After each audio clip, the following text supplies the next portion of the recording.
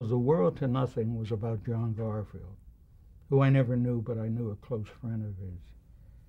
And it was about Garfield in his last days after he was blacklisted. And there was a very talented actor who did this very badly, Eddie Albert. And I tried to talk Robert Montgomery into doing it, because he was always one of my favorite actors. But he thought he just couldn't do that demanding a role. And the reviews I got were not very good. As a matter of fact, I'll never forget somebody called me Miss Abby Mann. But I thought it was a good script.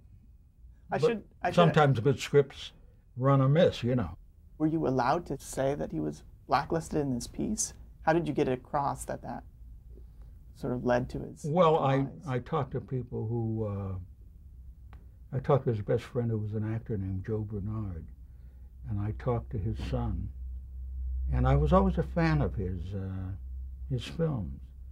I thought he had kind of an identification. He wasn't a great actor, but he was a great personality, And I heard about his not being able to get work, and struck me as so incredible. Within the teleplay, though, did anyone say you can't do this on TV because you're No, I'll implicated? tell you, I didn't go too deeply into the blacklist, really. Mm-hmm. I went into the fact of morality, that he had a heart problem, he knew he was going to die. And he goes back to his family, tries to find his roots, and remembers what he wanted to do as a young actor, which is very interesting, because later on, Tracy, who was a good friend of mine, used to have people over to visit him. And I'll never forget one time he had Clark Gable and he had William Powell. And I said to them, why didn't Tracy play Brutus?